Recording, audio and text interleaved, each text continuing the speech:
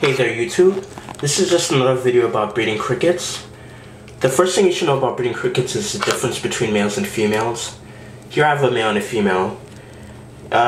If you can see, notice that the female has a black thing protruding out of her abdomen.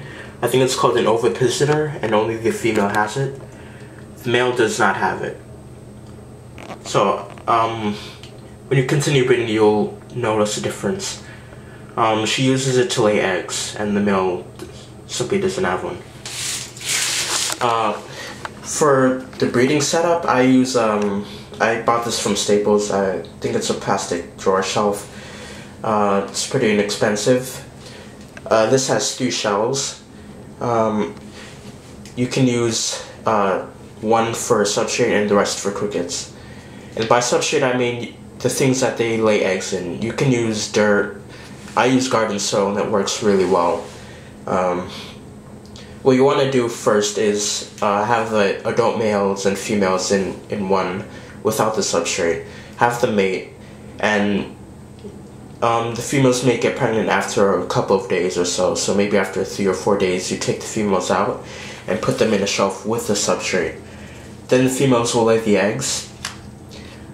This should also take maybe 2 or 3 days. After that, you can take the females out and put them back with the males, or you can put them in separate containers so they don't mate again if you don't want them to mate. Now for these, the eggs will be in these, and it should take maybe a couple of weeks or more for the eggs to hatch depending on the temperature. I suggest for all of your crickets you should have a temperature of maybe 85 or more if you want them to breed well. I wouldn't suggest going over 95. I don't think that would be healthy.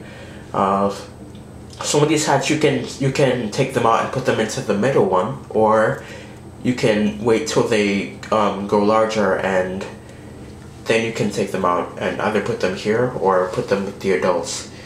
If you're just breeding for reptiles or other insect eaters, then I don't think it matters if you separate the adults from the first generation with the parental generation adults.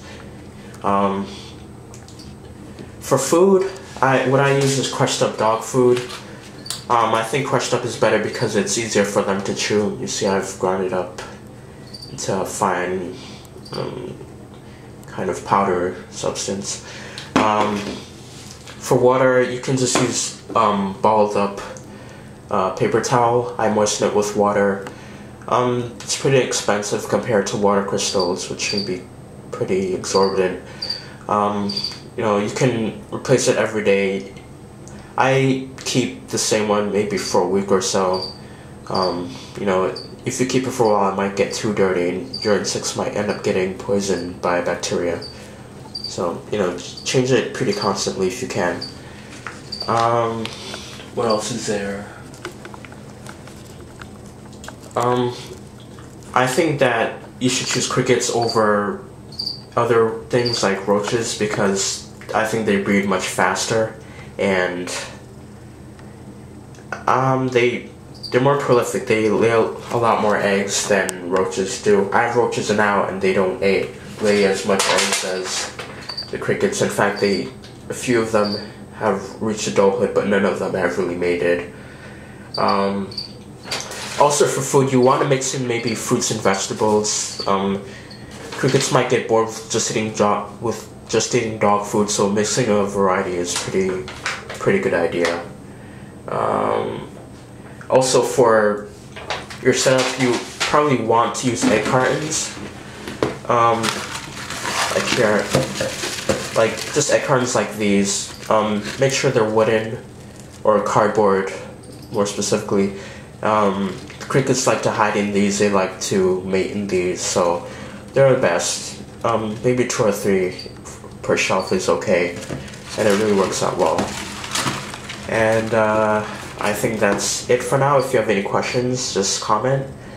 I will hopefully be making a better video later, so well, thank you for listening, and I'll see you next time.